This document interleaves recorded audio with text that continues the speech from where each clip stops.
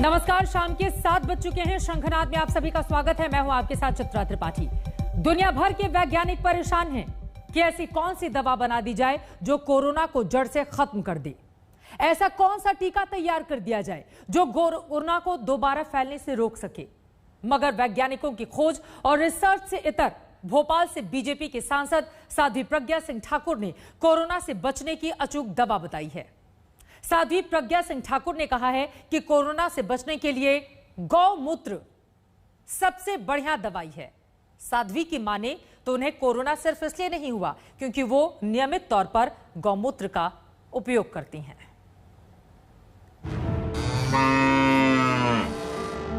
देशी गाय का गौमूत्र अगर हम लेते हैं तो उससे हमारे स्वाइनफ्लू का जो इन्फेक्शन है वो दूर होता है। वारी जाइए ऐसे यकीन पर, वारी जाइए ऐसे ज्ञान पर, वारी जाइए ऐसे विज्ञान पर, वारी जाइए ऐसे सांसद महोदया के अरमान पर। देशी गाय का गौमूत्र अगर हम लेते हैं तो उससे हमारे स्वाइनफ्लू का जो इन्फेक्शन है वो दूर होता है। तो बेवजह परेशान हैं भारत बायोटेक और विप्कोल वाले, बेवजह परेशान है सीरम इंस्टीट्यूट ऑफ इंडिया वाले, स्पुतनिक बनाने वाले भी बेवजह ही परेशान हैं। कोरोना की सबसे मारक दवा तो यहाँ है, तो गाय पालो और इलाज करा लो। कोरोना खत्म करने वाला सांसद महोदया का सूत्र सिर्फ गौमूत्र। देशी गाय का गौमूत्र अगर हम लेते हैं तो उससे हमारे स्वाइनफ्लू का जो इन्फेक्शन है वो दूर होता है। मैं बहुत तकलीफ में हूँ लेकिन मैं प्रतिदिन गौमूत्र लेती हूँ और इसलिए मुझे अभी कोरोना के लिए कोई औषधि नहीं लेनी पड़ रही है। ना ही मैं कोरोना ग्रस्त हूँ और ना ही ईश्वर मुझे करेगा क्योंकि मैं उस चीज का उस औषधि का उपयोग कर रही हूँ। तो हिंदुस्तान में दवाइयां बनाने वालों, डीआरडीओ वालों, आईसीएमआर वालों, स्वास्थ्य विभाग वालों और तो और डब्ल्यूएचओ वालों, आपका ध्यान किधर है, किधर है, किधर है? कोरोना को धराशायी कर देने वाला शुद्ध गौमूत्र इधर है। गौमूत्र का ये सूत्र भोपाल की सांसद साध्वी प्रज्ञा सिंह ठाकुर लेकर आई हैं। कोरोना खत्म करने वाला सूत्र सिर्फ गौमूत्र। पता नहीं कौन सी लैब में परीक्षण हुआ, पता नहीं किस पर हुआ प्रयोग, पता नहीं किसने किया उपयोग, पता नहीं कहां थी सांसद महोदया जब इसी भोपाल में लोग ऑक्सीजन से मर रहे थे। पता नहीं कहां थी जब इसी भोपाल के एम्स में लग गया था बोर्ड कि जाओ, नहीं है हमारे यहाँ कोई खाली बेड। पता नहीं कहां थी जब अस्पताल के बाहर बेबसी के लिहाफ में लिपटे पड़े थे लोग। पता नहीं कहां थी, काश होती तो गौमूत्र का ये सूत्र बताती और लोग खट से चंगे खड़े हो जाते। मगर कोई बात नहीं, अब जब हाजिर हुई तो पूरी तैयारी के साथ आई और साथ में थी दवाई, कोरोना खत्म करने का सूत्र गौमूत्र। देशी गाय का गौमूत्र अगर हम लेते हैं तो उससे हमारे स्वाइनफ्लू का जो इन्फेक्शन है वो दूर होता है। मैं बहुत तकलीफ में हूँ लेकिन मैं प्रतिदिन गौमूत्र लेती हूँ और इसलिए मुझे अभी कोरोना के लिए कोई औषधि नहीं लेनी पड़ रही है। ना ही मैं कोरोना ग्रस्त हूँ और ना ही ईश्वर मुझे करेगा क्योंकि मैं उस चीज का उस औषधि का उपयोग कर रही हूँ। सांसद महोदया ने गौमूत्र वाला ज्ञान इतने भरोसे के साथ दिया था कि विपक्ष में बैठे कांग्रेस वाले भी गंभीर हो गए। उन्होंने 2 शीशियों में गौमूत्र रखाया और उसे देश के स्वास्थ्य मंत्री डॉक्टर हर्षवर्धन को एक पाती के साथ भिजवाया। पाती में लिखवाया कि साहब बताइए, अगर गौमूत्र ही कोरोना का इलाज है तो काहे लोग परेशान हो रहे हैं वैक्सीन के लिए, काहे लोग परेशान हैं वैक्सीन के स्लॉट के लिए, काहे लोगों में है बेचैनी और दहशत। बताइए, क्या लोगों को गौमूत्र पिलाएं और बीमारी से बचाएं? मैंने एक पत्र लिखा है केंद्रीय मंत्री हर्षवर्धन जी को और भोपाल के स्वास्थ्य विभाग एनएचएम को कि ये साइंटिफिकली प्रूव करें, आईसीएमआर इस पे सील लगाए और डीआरडीओ इसको स्थापित करे कि ये इलाज ये इस इलाज से कोरोना का इलाज होगा, और नहीं तो ये मैं समझता हूँ कि प्रज्ञा सिंह ठाकुर जी ये भी प्रूव कर रही हैं कि दिल्ली की मोदी सरकार और मध्य प्रदेश की शिवराज सरकार फेल हो चुकी है, जो इलाज ठीक से नहीं कर पाई और हजारों लोगों की जान गई। ये एक इलाज है। स्वास्थ्य मंत्री जब जवाब देंगे आपको, तब हम फिर बताएंगे। फिलहाल इतना बता दें कि गाय इस देश की आस्था है। गाय को सनातन धर्म में माता का दर्जा मिला हुआ है। गाय हितकारी है, लेकिन जो ज्ञान साध्वी प्रज्ञा को प्राप्त हुआ है उससे देश अनजान है। सवाल जस का तस है। कोरोना को खत्म करने का सूत्र क्या है? गोमूत्र। रवीश पाल सिंह के साथ आज तक ब्यूरो। अपने इस ज्ञान के जरिए न जाने कितने वैज्ञानिकों की, डॉक्टर्स की परेशानी वो बढ़ा रही हैं, शायद इसका अंदाजा नहीं उन्हें। फिलहाल आपको आगे दिखाएंगे नीतीश का अस्पताल खंडहर जैसा हाल, लेकिन उसके पहले एक बड़ी खबर आ रही है महाराष्ट्र से, सीधे उसका हम रुख करेंगे। कोरोना के बाद ब्लैक फंगस के मामले महाराष्ट्र में बढ़ रहे हैं, जो राज्य सरकार के लिए बड़ी चिंता का विषय इस वक्त बने हुए हैं। ब्लैक फंगस से 90 लोगों की मौत का मामला अकेले महाराष्ट्र से सामने आया है। करीब 1500 ब्लैक फंगस के मरीज सामने आए हैं, जिनका इलाज चल रहा है। राजेश टोपे, जो कि वहां के स्वास्थ्य मंत्री हैं, उनकी ओर से ये जानकारी दी गई है। एम्फो-बी इंजेक्शन मुहैया कराए सरकार। टोपे ये कह रहे हैं एम्फो-बी इंजेक्शन जिससे इलाज किया जाता है। वहीं राजस्थान की ओर से ब्लैक फंगस को महामारी घोषित कर दिया गया है, क्योंकि वहां पर भी लगातार ब्लैक फंगस के कई केस दर्ज किए जा रहे थे, जिसके मद्देनजर राज्य सरकार की ओर से ये कड़ा कदम उठाया गया है। वहीं 1500 ब्लैक फंगस के मरीज महाराष्ट्र में दर्ज किए गए हैं, सभी का इलाज चल रहा है, लेकिन उसको लगने वाली जो इंजेक्शन, जो दवाई है एम्फो-बी, उसको मुहैया कराए केंद्र सरकार। बार बार राज्य की ओर से ये मांग की जा रही है, क्योंकि एम्फो-बी इंजेक्शन की कमी देखने को मिल रही है और ब्लैक फंगस के ये बढ़ते हुए मामले यकीनन राज्य सरकारों के लिए अब एक नई तरह की चुनौती को पैदा कर रहे हैं। एक तरफ कोरोना के बाद ब्लैक फंगस के आंकड़ों में लगातार बढ़ोतरी, जो आपको पूरी तरह से डैमेज कर रहा है। उसी के मद्देनजर राज्य सरकारों की ये मांग है कि इसके लिए जो इंजेक्शन चाहिए उसको जल्द से जल्द केंद्र सरकार मुहैया कराए। आपको बता दें, देश के अलग अलग राज्यों से कई मामले दर्ज किए गए हैं, चाहे उत्तर प्रदेश हो, राजस्थान हो, महाराष्ट्र हो, तमाम दूसरे राज्य भी हैं जिन्होंने इस तरह की रिपोर्ट की है। और ऐसे में बहुत जरूरी हो जाता है एम्फो-बी इंजेक्शन, जिसको उपलब्ध कराए जाने की मांग अब राज्य सरकार की ओर से, महाराष्ट्र सरकार की ओर से की गई है।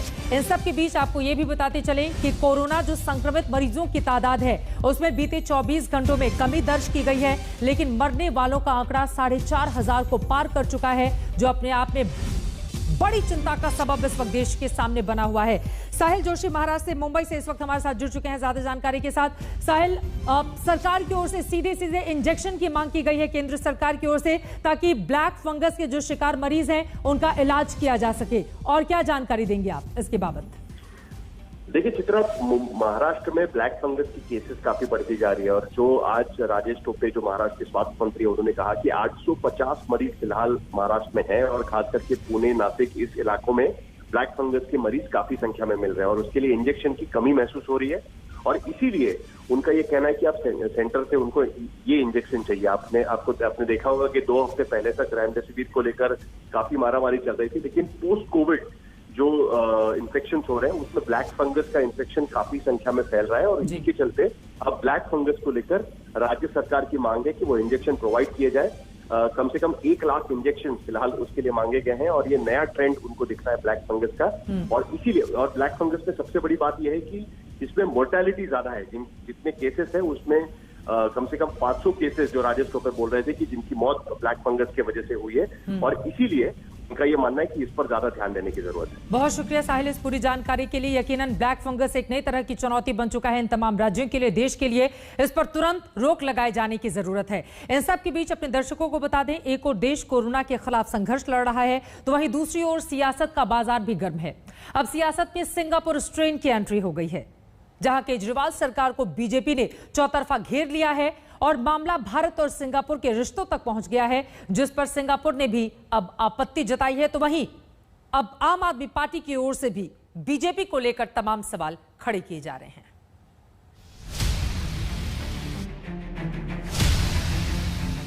ऑक्सीजन कम हुई, सियासत शुरू हो गई, मरीज दम तोड़ने लगे, आंकड़ों की राजनीति शुरू हुई, वैक्सीन कम पड़ी, सब पल्ला झाड़ने लगे। कोरोना के बढ़ते आंकड़ों और गिरती राजनीति में अब सिंगापुर वेरिएंट की एंट्री हो चुकी है। एक तरफ कोरोना से बेहाल हिंदुस्तान, तो दूसरी ओर सियासत का डोज, जिस पर अब सिंगापुर वेरिएंट का ठप्पा लगा है। कल दिल्ली के मुख्यमंत्री अरविंद केजरीवाल ने ट्वीट किया, सिंगापुर में आया कोरोना का नया रूप बच्चों के लिए बेहद खतरनाक बताया जा रहा है। भारत में ये तीसरी लहर के रूप में आ सकता है। केंद्र सरकार से मेरी अपील, सिंगापुर के साथ हवाई सेवाएं तत्काल प्रभाव से रद्द हो। बच्चों के लिए भी वैक्सीन के विकल्पों पर प्राथमिकता के आधार पर काम। अरविंद केजरीवाल के इस ट्वीट पर सिंगापुर के विदेश मंत्री विवियन बालकृष्णन ने ऐतराज जताया और नेताओं को सही तथ्य रखने की नसीहत दे डाली। नेता तथ्यों पर रहें, सिंगापुर स्ट्रेन कुछ नहीं है। सिंगापुर ने भारत के उच्चायुक्त को बुलाकर अपना ऐतराज भी जता दिया, जिसने एक बार फिर सियासत को गरमा दिया। विदेश मंत्री एस जयशंकर को आगे आना पड़ा।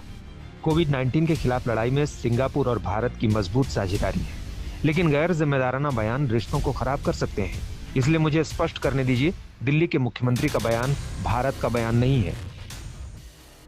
फिर से अरविंद केजरीवाल जी ने उनके बेसलेस टिप्पणी की वजह से अपने आप को एम्बैरस किए हैं। आप देखे होंगे कल सिंगापुर के बहुत सारे बड़े नेता उनको बहुत कड़ी जवाब दिया कि ऐसे बेसलेस कमेंट्स करना नहीं चाहिए। लेकिन ये इनका एक पैटर्न बन गया है कि दिल्ली में काम तो नहीं करते हैं, केवल दूसरों पर आरोप लगाते हैं। इधर उड्डयन मंत्री की ओर से कहा गया कि पिछले 1 साल से सिंगापुर से फ्लाइट बंद है। ऐसे में फ्लाइट रोकने का तो सवाल ही नहीं होता। चारों तरफ घिरता देख केजरीवाल सरकार पलटवार के मूड में नजर आई। डिप्टी सीएम मनीष सिसोदिया ने इसे बच्चों को लेकर सरकार की जागरूकता से जोड़ दिया। मनीष सिसोदिया ने कहा कि केंद्र सरकार को पीएम की इमेज की चिंता है, बच्चों की नहीं। मुद्दा सिंगापुर नहीं है, मुद्दा हमारे बच्चे हैं। आप सिंगापुर को मुद्दा बनाना चाहते हैं, हम बच्चों की चिंता कर रहे हैं। आप सिंगापुर पे राजनीति करना चाहते हैं, हम चाहते हैं हाथ जोड़ के हमारे बच्चों को बचाइए। अगर वैज्ञानिक इस बात को कह रहे हैं, अगर साइंटिस्ट इस बात को कह रहे हैं, अगर सुप्रीम कोर्ट को यह बात कहनी पड़ रही है, अगर चारों तरफ से यह बात सुनने को मिल रही है कि अगले स्ट्रेन में, अगली वेव में हमारे बच्चों को खतरा है, तो आप उसकी चिंता करिए ना, उस पर अलर्ट रहिए ना, उस पर तत्परता दिखाइए ना। सिंगापुर में बच्चों पर खतरनाक जिस स्ट्रेन के मामलों ने चिंता बढ़ाई है, वो कोरोना का B16172 वेरिएंट ही है।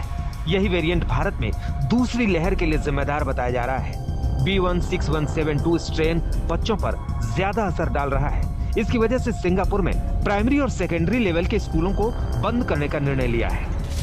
भारत के नीति आयोग के सदस्य डॉक्टर वी.के. पॉल ने सिंगापुर में मिले कोरोना वायरस के नए वेरिएंट को लेकर चिंता जताई थी, लेकिन फिलहाल अब ये सियासी रंग ले चुका है। आज तक ब्यूरो।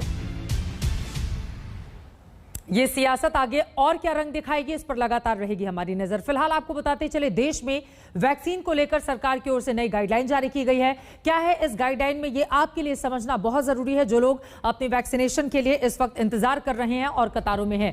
एक एक करके आपको जानकारी दे देते हैं। कोरोना संक्रमित को ठीक होने के बाद 3 महीने के बाद लग सकती है वैक्सीन, यानी कि अगर आपने कोरोना को मात दी है तो उस तारीख के 3 महीने के बाद ही आपको वैक्सीन लगेगी। अगले पॉइंट पे हम आएंगे, जिन्हें प्लाज्मा एंटीबॉडी दी गई है, डिस्चार्ज के 3 महीने के बाद उनका टीकाकरण होगा। यह भी अपने आप में बेहद महत्वपूर्ण है। जो लोग पहले डोज के बाद संक्रमित हुए हैं, दूसरा डोज 3 महीने के बाद लगाएं। हालांकि पहले 3 महीने का ये बड़ा अंतराल नहीं था, कम था, लेकिन अब इसको बढ़ा दिया गया है और इसी वजह से गाइडलाइन में शामिल किया गया है कि पहला डोज जो लोग ले चुके हैं, उसके बाद दूसरा डोज 3 महीने के बाद लगाएं। जो लोग पहले डोज के बाद संक्रमित हुए हैं, इस बात को आप ध्यान में रखें। चौथी, गंभीर बीमारी से पीड़ित आईसीयू जाने वालों को 4 से 6 हफ्ते का करना होगा इंतजार।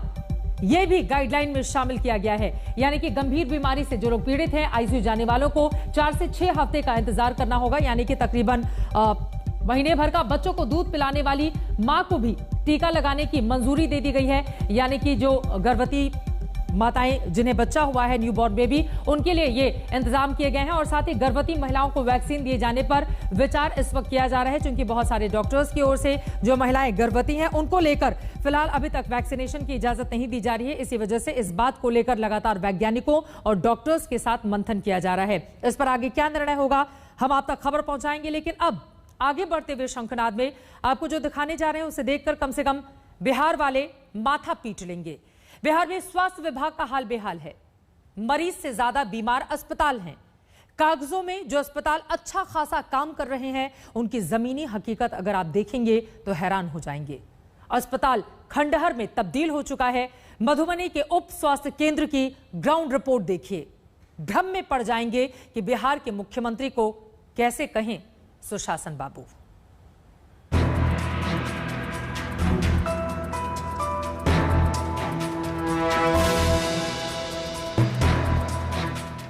नहीं नहीं, बिल्कुल नहीं, ये भूत बंगला नहीं है।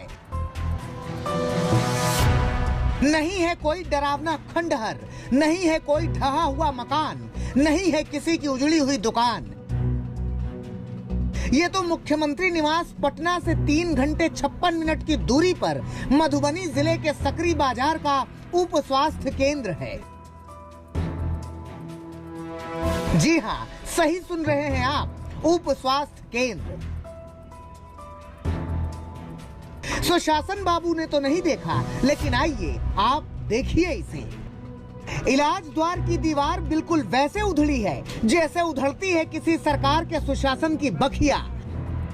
शल्य कक्ष का एक दरवाजा इंतजार में है कि सुशासन बाबू की सरकार का कोई तो अली बाबा आए जो बोले खुल जा सिम सिम और मैं खुल जाऊं।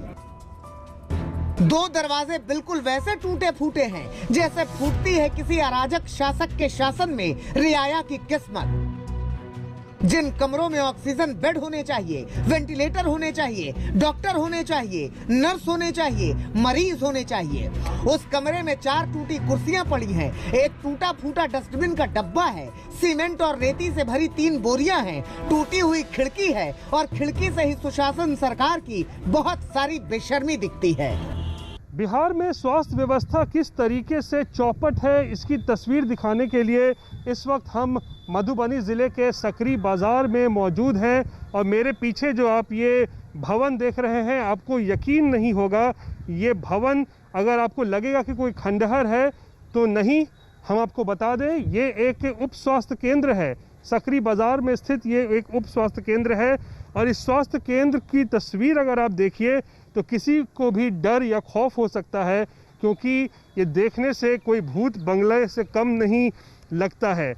आपको हम तस्वीरें दिखा रहे हैं इस स्वास्थ्य केंद्र की।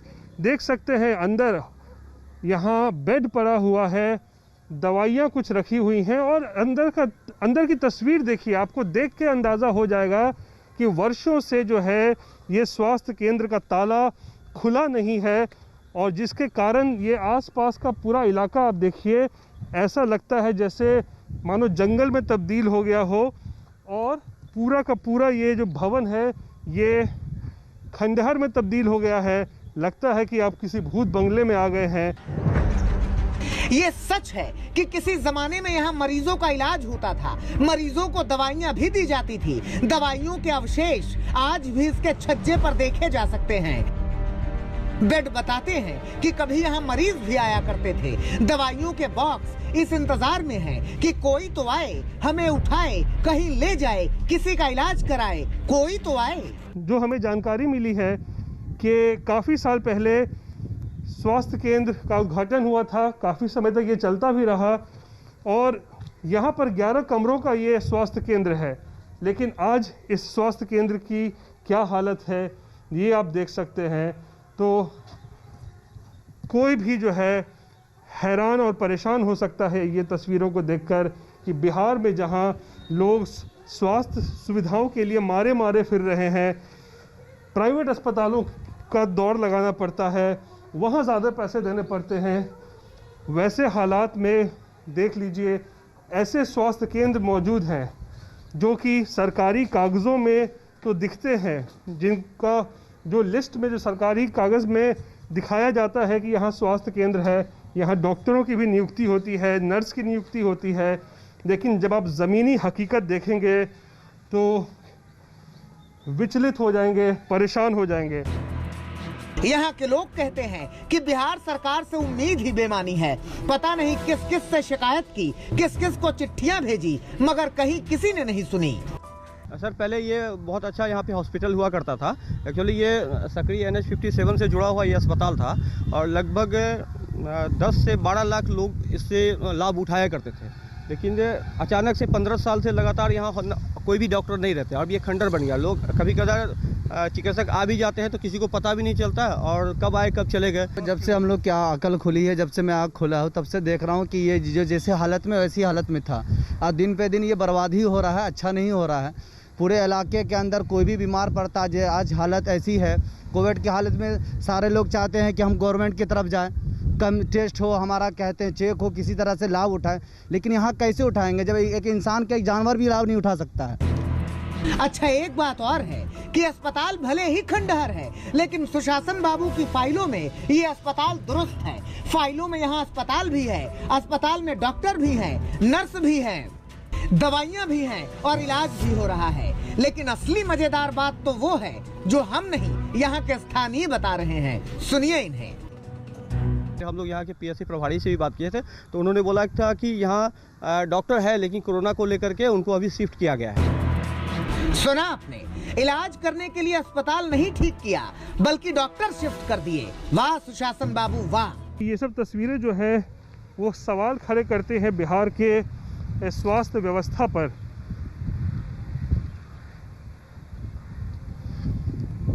चारों तरफ से ऐसा लगता है जैसे कि गंदगी का अंबार है। देख लीजिए, गंदगी का अंबार यहाँ लगा हुआ है और स्वास्थ्य केंद्र पर ताला लटका है क्योंकि स्वास्थ्य केंद्र वर्षों से नहीं खुला है और ये सवाल खड़े करता है। इस पूरे अस्पताल में सब कुछ तहस नहस है। सिर्फ एक चीज नहीं है, वो है ये चमचमाता हुआ ताला। पता नहीं कौन सी दौलत रखी है इसके भीतर और पता नहीं किसने लगाया है ये ताला। लेकिन इतना जरूर है कि ये ताला दरवाजे से ज्यादा मधुबनी वालों की किस्मत पर लगा हुआ दिखता है। देख सकते हैं तो देख लीजिए नीतीश जी, बताइए कि मधुबनी वाले किस मुंह से आपको सुशासन बाबू कह दें। रोहित कुमार सिंह, मधुबनी, आज तक। शाम के 7:30 बज चुके हैं। शंखनाद में एक बार फिर से आप सभी का स्वागत है। मैं हूं आपके साथ चित्रा त्रिपाठी। तूफान अभी बाकी है। जी हां, इस पर आपको रिपोर्ट दिखाएं उसके पहले बड़ी खबर के साथ इस बुलेटिन की शुरुआत हम करेंगे। प्रधानमंत्री नरेंद्र मोदी ने आज गुजरात का दौरा किया है। प्रधानमंत्री ने ताउते तूफान की तबाही से निपटने के लिए गुजरात सरकार को 1000 करोड़ रुपए की मदद का ऐलान किया है। इसके अलावा जो लोग तूफान में मारे गए हैं उनके परिजनों को प्रधानमंत्री मोदी ने 2 लाख रुपए की मदद का ऐलान किया है, जबकि घायलों को 50,000 रुपए सरकार की ओर से दिए जाएंगे। तूफान में मृतक आश्रितों को मिलेंगे 2 लाख रुपए। ये बड़ी जानकारी सरकार के हवाले से सामने आई है, जबकि 50,000 रुपए तूफान में जो लोग घायल हुए हैं उन लोगों को दिए जाएंगे। आज प्रधानमंत्री नरेंद्र मोदी ने गुजरात के उन इलाकों का हवाई सर्वेक्षण किया जहां ताउते तूफान ने सबसे ज्यादा तबाही मचाई है। मोदी के गुजरात दौरे पर सियासत भी शुरू हो गई। एनसीपी ने पूछा कि तबाही तो महाराष्ट्र में भी हुई है, फिर मोदी गुजरात ही क्यों गए, महाराष्ट्र क्यों नहीं आए?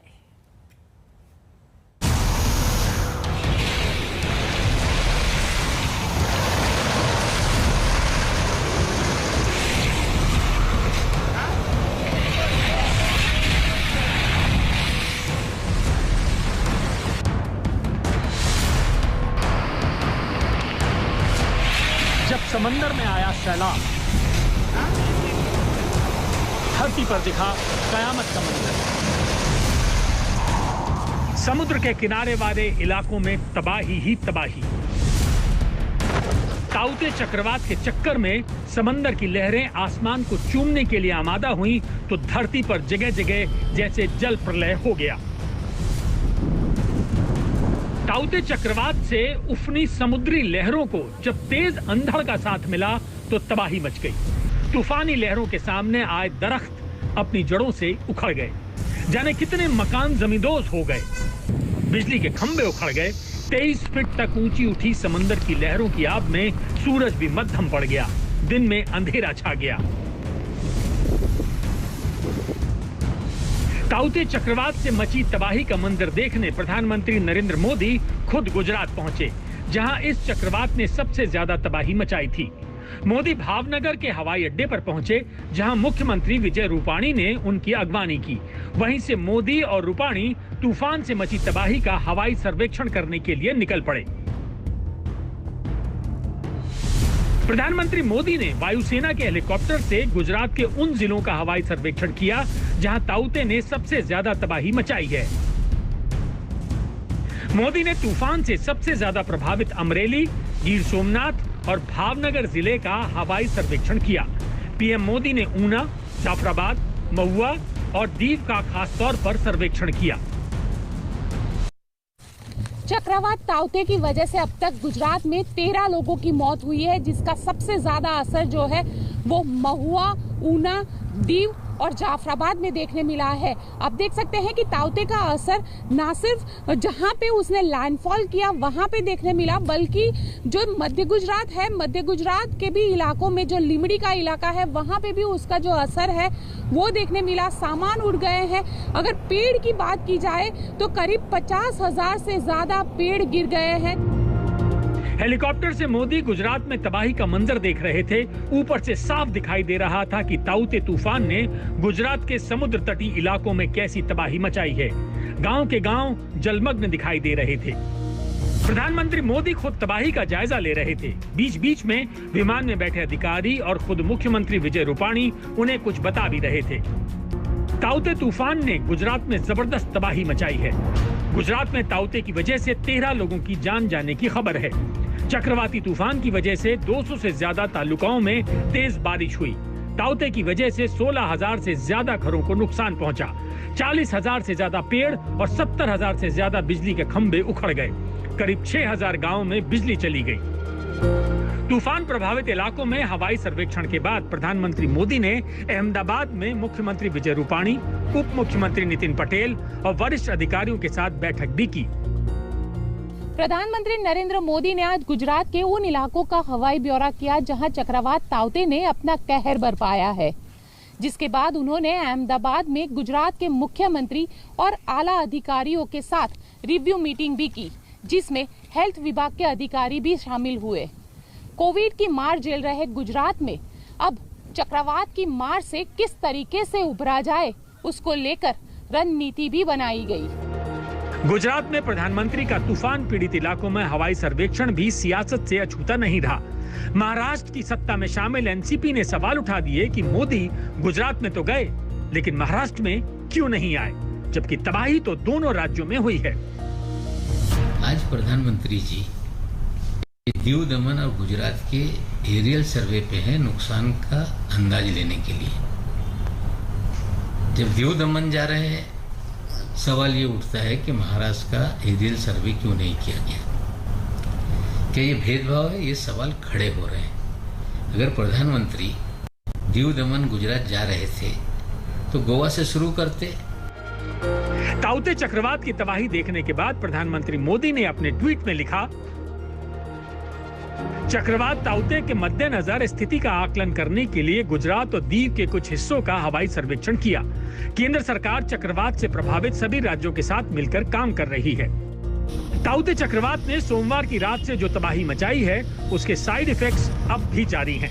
हवाओं की रफ्तार थोड़ी मध्यम पड़ी है, लेकिन तबाही इतने बड़े पैमाने पर हुई है जिसकी भरपाई आसान नहीं होगी। गोपी घांगर के साथ आज तक ब्यूरो। तूफान के बाद तबाही के निशान तो आप देख ही रहे हैं, लेकिन उससे भी बुरी खबरें लगातार सामने आ रही हैं। इस वक्त की बड़ी खबर का रुख करेंगे। अहमदाबाद के जमालपुर इलाके में 5 मंजिला इमारत धराशायी हो गई है। ये बड़ी जानकारी निकलकर सामने आ रही है। हालांकि इस 5 मंजिला इमारत को एहतियातन पहले ही खाली कराया जा चुका था। इमारत गिरने से पहले ही लोगों को सुरक्षित ठिकानों पर ले जाया गया था। ताउते तूफान की वजह से ये इमारत कल से ही हिल रही थी और आज ताश के पत्तों की तरह बिखर गई, जैसा कि आप तस्वीरों में देख रहे हैं। ये पूरी घटना कैमरे में कैद हो गई है। चक्रवात के चलते 5 मंजिला इमारत देखते ही देखते ताश के पत्तों की तरह किस तरह से ढह गई, ये तस्वीरें अपने आप में परेशानी का सबब बनी हुई है। हालांकि राहत की बात यही है, जिस वक्त ये इमारत गिर रही थी, इमारत के भीतर कोई भी मौजूद नहीं था। एहतियातन सभी को पहले ही बाहर निकाला जा चुका था।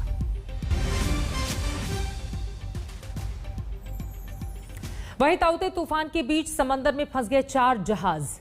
सहायता के लिए भारतीय नौसेना ने गुहार लगाई। नौसेना ने मोर्चा संभाल लिया। सोमवार की रात से मुंबई में समंदर की लहरों के बीच फंसे इन जहाजों से लोगों को बचाने का काम लगातार जारी है। नौसैनिक अपनी जान पर खेलकर देवदूत की तरह लोगों की जान बचा रहे हैं।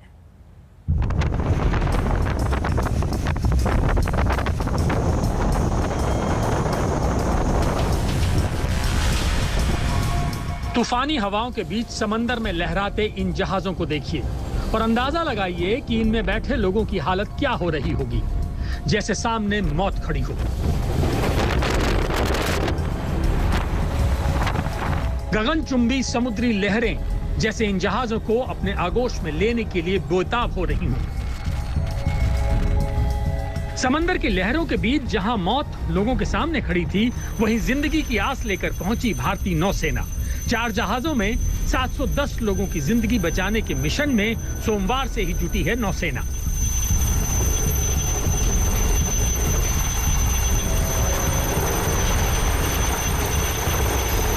सबसे पहले हम आपको इन 4 जहाजों के बारे में बताते हैं जो ताउते तूफान में फंस गए और फंस गई 710 लोगों की जिंदगी जो इन जहाजों पर सवार थे।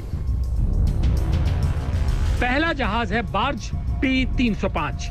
इस जहाज में 273 लोग सवार थे, जिसमें से 184 लोगों को बचा लिया गया। 89 लोग अब भी लापता हैं। दूसरा जहाज बार्ज गॉल कंस्ट्रक्टर है, जिस पर सवार सभी 137 लोगों को रेस्क्यू कर लिया गया है। तीसरे जहाज बार्ज SS-3 पर 196 लोग फंसे हैं, जबकि चौथे जहाज सागर भूषण पर 101 लोग फंसे हैं, जिन्हें खोजकर बचाव का काम जारी है। इन 4 जहाजों में छोटा जहाज P-305 अरब सागर में डूब गया है। बाकी 3 जहाज समंदर में सुरक्षित हैं। इन्हें और इसमें सवार लोगों को बचाने के लिए भारतीय नौसेना ने पहले 3 और फिर 5 बड़े जहाजों को भेज दिया। नौसेना के अफसर भी मानते हैं कि बहुत मुश्किलों भरा ऑपरेशन है। चैलेंजेस तो थे, क्योंकि अगर आप समुद्री हालात अगर आप देखें तो विंड स्पीड जो है 100 से 120 किलोमीटर प्रति घंटे की थी। लहरें कम से कम 5 से 7 मीटर ऊंची थी। भारी वर्षा हो रही थी। विजिबिलिटी तकरीबन नेग्लिजिबल था। लेकिन जब हमारे नागरिकों की जान खतरे में हो तो हमारा यह फर्ज बनता है कि नागरिकों की जान बचाना यह हमारा दायित्व है। और इस बात को ध्यान में रखते हुए वेस्टर्न नेवल कमांड भारतीय नौसेना ने अपने जहाज जो थे उनको यहाँ से एक एक करके सेल करना शुरू कर दिया। यह भी आपको जानकर आपको जानना चाहिए कि अभी आज की अगर हम बात करें तो हमारे कई जहाज जो हैं वो समुद्र सेतु 2 में लगे हुए हैं, जो कि लिक्विड मेडिकल ऑक्सीजन कंटेनर्स लेकर के आ रहे हैं। सोमवार को चक्रवात की वजह से P-305 नाम का जहाज मुंबई हाई के हीरा ऑयल फील्ड्स के तट से दूर चला गया। ताउते तूफान का खतरा बढ़ता देख जहाज में मौजूद चालक सदस्यों ने नौसेना से मदद की गुहार लगाई थी। भारतीय नौसेना तुरंत एक्शन में आ गई। समंदर में फंसे बार्ज P-305 में 273 लोग फंसे हुए थे। उनकी जिंदगी बचाने के लिए नेवी ने सबसे पहले INS कोच्चि को मदद के लिए भेजा। INS कोच्चि के बाद INS कोलकाता और INS तलवार को रेस्क्यू ऑपरेशन में उतारा गया। ऑफशोर सपोर्ट वेसल्स अहिल्या और ओशन एनर्जी को भी तत्काल मदद के लिए रवाना किया गया। P-81 सर्विलांस एयरक्राफ्ट और हेलीकॉप्टर को भी रेस्क्यू ऑपरेशन में उतारा गया। We rendered the best possible assistance that could be done for the barge and the crew. These operations are currently still ongoing. We have a large number of naval units on site. Number of naval ships, aircraft are in the area, still conducting operations for search and rescue. My ship, of course, has just come back with a large number of people on board. About 184 people have been recovered from sea, of which 125 are on board my ship. We have rescued about 125. भारतीय नौसेना ने अद्भुत पराक्रम दिखाते हुए लोगों की जान बचाई। समंदर के बीच जहाजों में फंसे लोगों को सुरक्षित निकाल लिया गया। कोची के बाहर इस वक्त मौजूद हैं हम। जिन लोगों को 5 P305 से रेस्क्यू किया गया, वो इंजर्ड लोग और जो लोग थे वो यहाँ पर आज क्रू देखेंगे आपके यहाँ पर पहुँच रहे हैं और नेवल डॉकयार्ड से उनकी ट्रीटमेंट होगी आगे हॉस्पिटल में जाकर के। एक बड़ा ही रेस्क्यू ऑपरेशन को इंडियन नेवी ने इस वक्त अंजाम दिया है। 17 की नाइट को साइक्लोन तौकते, भारी बारिश अरेबियन सी में, उसके साथ तूफान, और ऐसे वक्त में 1 घंटे में SOS कॉल रिसीव करने पर 65 किलोमीटर जो मुंबई से तट पर है वहाँ पर इंडियन INS कोची पहुंची थी। रेस्क्यू ऑपरेशन शुरू किया गया था। जिनकी जान बची उनके लिए तो ये पुनर्जन्म जैसा था। कुछ लोगों को तो यकीन ही नहीं हो रहा था कि उनकी जान बच गई है। कहाँ पे थे फंसे हुए आप? सर हम लोग ONGC का काम कर रहे थे हम लोग HRD प्लेटफॉर्म पे, आयरलैंड पे। कितने घंटों तक आप फंसे हुए थे? हम लोग सर 24 घंटे तक थे। नहीं सर, अभी बच गए तो अभी इससे बड़ा क्या इंडियन नेवी नया जन्म बोला जाएगा सर। इंडियन नेवी ने रेस्क्यू ऑपरेशन किया? हाँ सर, बहुत हेल्प किया उसने इंडियन नेवी ने। मैं 3 घंटा पानी में था। अगर साइक्लोन को कैसे डिस्क्राइब करेंगे, मतलब कितना मौका मिला आप लोगों को बचने का या रुकने का? वो हमको कुछ भी याद नहीं है। INS वाला है इसलिए बच गया, नहीं तो वो भी बचने वाला है। भारतीय नौसेना मोर्चे पर जुटी तो समंदर में फंसे लोगों के मन में जिंदगी की आस जग गई। नौसैनिकों ने देवदूत बनकर अपनी जान दांव पर लगाकर इन लोगों की जिंदगी बचाई, इन्हें नई जिंदगी दी। पंकज उपाध्याय के साथ मुस्तफा शेख, मुंबई आज तक। ताउते तूफान की तबाही थमी भी नहीं है कि एक और तूफान ने खतरे की घंटी बजा दी है। जी हां, ये तूफान भी ज्यादा दूर नहीं है। मौसम विभाग के वैज्ञानिकों की माने तो 23 मई से 27 मई के बीच यास नाम का ये तूफान बंगाल और ओडिशा के साइक्लोनिक स्टॉर्म बन रहा है। जो केंद्रीय बंगोपसागर, ये उत्तर अंडमान सी जो है, उत्तरी भाग, अंडमान का उत्तरी भाग और केंद्रीय बंगोपसागर, east central bay of Bengal, तो ये 22 को बनेगा। तो 22 को शुरू हो जाएगा लो प्रेशर, 23 को डिप्रेशन और 24 या 25 को साइक्लोन की स्टॉर्म बन जाएगा और इनका नाम है यास। मौसम विभाग के वैज्ञानिक 2019-20 की तरह इस साल भी मानसून से पहले कई चक्रवात आने की भविष्यवाणी कर रहे हैं। पिछले साल 19 मई को बंगाल की खाड़ी में अम्फान नाम का चक्रवाती तूफान आया था, जिसने बंगाल और आसपास के इलाकों में बड़े पैमाने पर तबाही मचाई थी। इस साल मानसून से पहले ताउते ने जमकर तबाही मचाई है और अब अगला नंबर यास का है। मौसम विभाग का कहना है कि पूर्वी मध्य खाड़ी और उसके आसपास के क्षेत्रों में कम दबाव बना हुआ है। पूर्व मध्य और दक्षिण पूर्व बंगाल की खाड़ी के आसपास के क्षेत्रों में लगातार बादल छाए हुए हैं, जिसकी वजह से सुपर साइक्लोन आ सकता है। मौसम विभाग ने चेतावनी दी है, जिसके मुताबिक 25 मई की शाम ओडिशा के तटीय इलाकों में मध्यम से लेकर तेज बारिश हो सकती है। 23 मई को अंडमान सागर और इससे सटे पूर्व मध्य बंगाल की खाड़ी में 45 से 55 किलोमीटर प्रति घंटे की रफ्तार से हवा चलने की संभावना है। 24 से 26 मई तक पश्चिम बंगाल और ओडिशा में तेज हवाएं चल सकती हैं। 25 से 27 मई के दौरान पश्चिम बंगाल और बांग्लादेश के तटीय इलाकों में तूफानी हवाएं चल सकती हैं। 23 मई को अंडमान सागर और उससे सटे पूर्व मध्य बंगाल की खाड़ी के ऊपर समंदर के लहरों की स्थिति बहुत खराब होगी। 25 से 27 मई के दौरान ओडिशा और पश्चिम बंगाल के तट पर समंदर की लहरें प्रचंड रूप धारण करेंगी। यास तूफान की आहट के साथ ही मौसम विभाग ने मछुआरों को सलाह दी है कि वो 23 से 25 मई तक बंगाल की खाड़ी के गहरे समुद्री इलाकों में न जाएं। साथ ही 25 से 27 मई तक ओडिशा और बंगाल की खाड़ी में न जाएं। जो मछुआरे गहरे समुद्र में हैं, उन्हें 23 मई तक लौट आने की सलाह दी गई। आज तक ब्यूरो। एक तूफान अभी थमा भी नहीं, जबकि दूसरा तबाही मचाने की कर रहा है तैयारी। आगे आने वाला वक्त यकीनन बहुत बड़ी चुनौतियां लेकर आने वाला है। इसी के साथ एक छोटे से ब्रेक के लिए हम रुकेंगे। शंखनाद में आज के लिए बस इतना ही। देश और दुनिया की बाकी खबरों के लिए आप देखते रहिए आज तक।